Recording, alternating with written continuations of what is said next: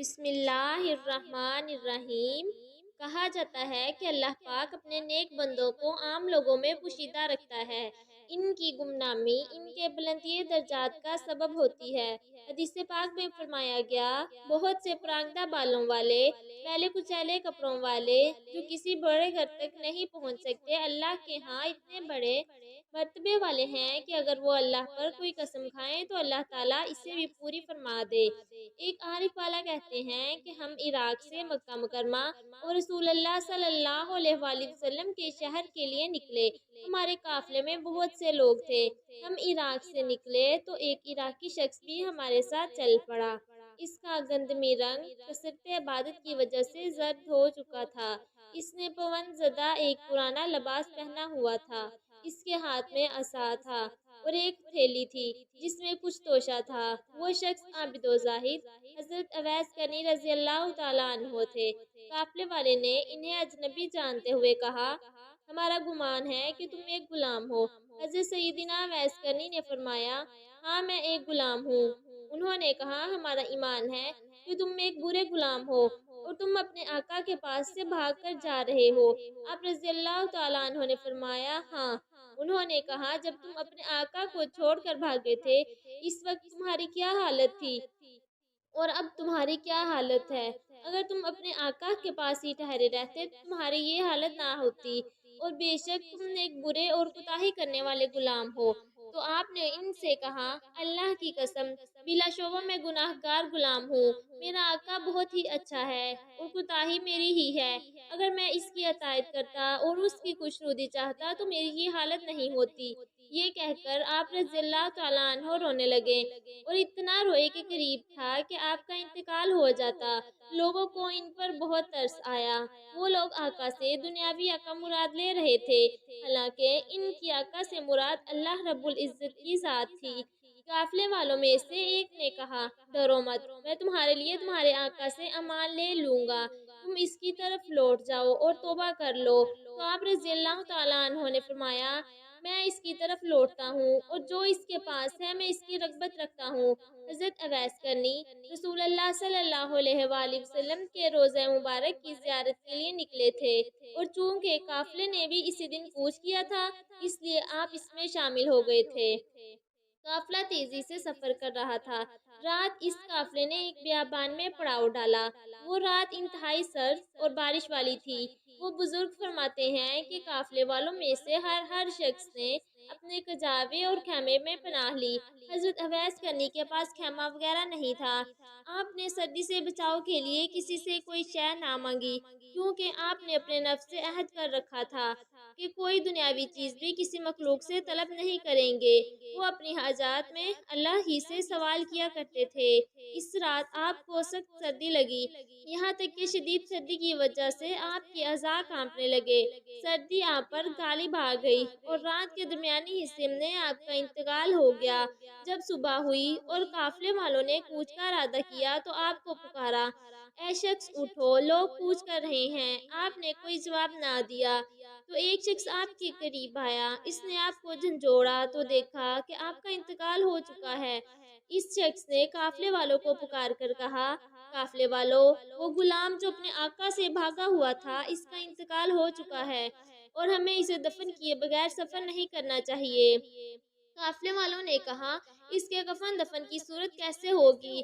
قافلے میں موجود ایک نیک شخص نے کہا، یہ غلام توبہ کر چکا تھا، اپنے آقا کی طرف لوٹنے کا ارادہ رکھتا تھا اور یہ اپنے کئی پرنادم تھا، اور ہمیں امید ہے کہ اللہ عز و جل اس کے ذریعے ہمیں نفع پہنچائے گا، کیونکہ اس کی توبہ قبول ہو چکی ہے، اور اگر ہم اسے دفن کیے بغیر چل پڑے تو کہیں ہم سے اس کے بارے میں کوئی سوال نہ کیا جائے۔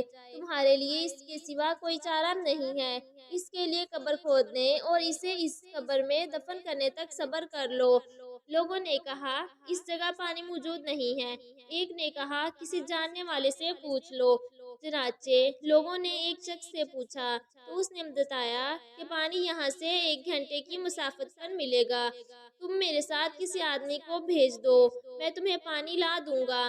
اس شخص نے قافلے والوں میں سے کسی ایک کو اپنے ساتھ لیا اور ڈول اٹھایا اور دونوں پانی لینے چل پڑے۔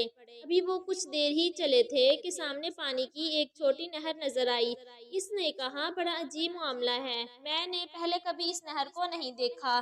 یہ تو وہ جگہ ہے جہاں پانی ملتا ہی نہیں ہے اور نہ ہی کسی قریبی جگہ میں پانی ملتا ہے۔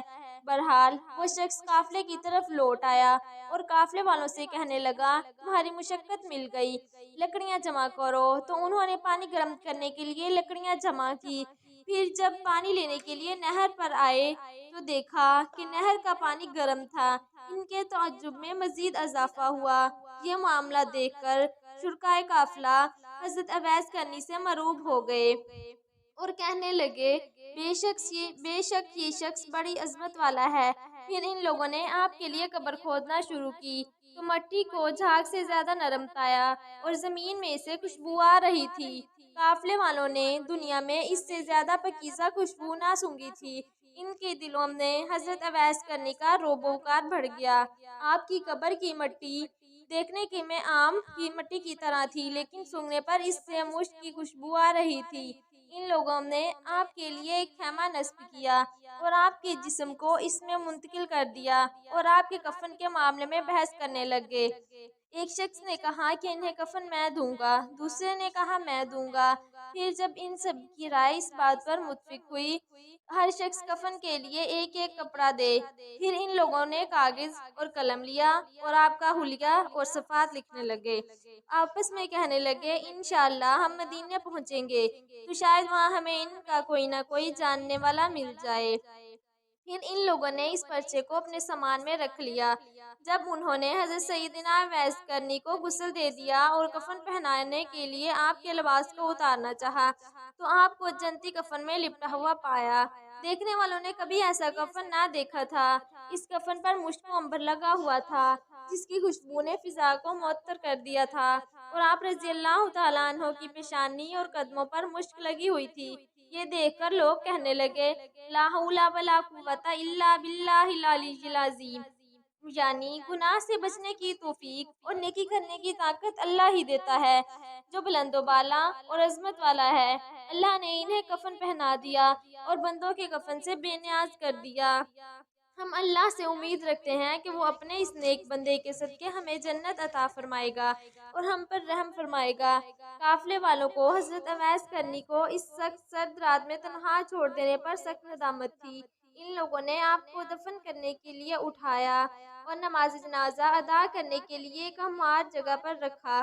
جب ان لوگوں نے تکبیر کہی تو آسمان سے زمین تک، مشرق سے مغرب تک تکبیر کہنے کی آوازیں سنائی دیں تو ان کے کلیجے دہل گئے اور آنکھیں پھٹی کی پھٹی رہ گئیں۔ وہ اپنے کانوں سے سنی جانے والی آوازوں سے مرعوب ہونے اور شدید گھبراہٹ کی وجہ سے یہ نہ سمجھ پائے کہ نماز جنازہ کس طرح ادا کی جائے۔ پھر جب انہیں قبر کی طرف لے جانے کا ارادہ کیا تو اٹھاتے وقت انہیں یوں محسوس ہوا کہ حضرت سیدنا اویس کرنی رضی اللہ تعالیٰ عنہ کا جسم کسی اور مخلوق نے اٹھا رکھا ہے اور آپ کا وزن کندھوں پر بالکل محسوس نہیں ہوا۔ آپ کو دفن کرنے کے لیے قبر کی طرف لائے اور آپ کو دفنا دیا۔ قافلے والے حضرت سیدنا اویس کرنی کے بارے میں حیران و پریشان تھے۔ اسی حالت میں انہوں نے سفر شروع کیا۔ واپس پلٹ کر لوٹے تو کوفہ کی مسجد میں آئے اور لوگوں کو آپ کا واقعہ سنایا اور وہاں حلیہ بیان کیا تو حلیہ بیان کرنے پر لوگوں نے آپ کو پہچان لیا۔ مسجد میں رونے کی آوازیں بلند ہوئیں اور اگر آپ کے وصال کے بعد آپ کی کرامات ظاہر نہ ہوتی تو حضرت سیدنا اویس کرنی رضی اللہ تعالیٰ عنہ کے انتقال کی خبر کسی کو نہ ہوتی اور نہ ہی آپ کے قبر انور کا علم ہو پاتا کہ آپ رضی اللہ تعالیٰ عنہ لوگوں سے پوشیدہ رہا کرتے تھے۔ محترم ناظرین اور سامعین، اگر آپ کو یہ ویڈیو اچھی لگے، ویڈیو کو لائک اور ایسی اور مزید ویڈیوز دیکھنے کے لیے ہمارے YouTube چینل کو سبسکرائب ضرور کریں۔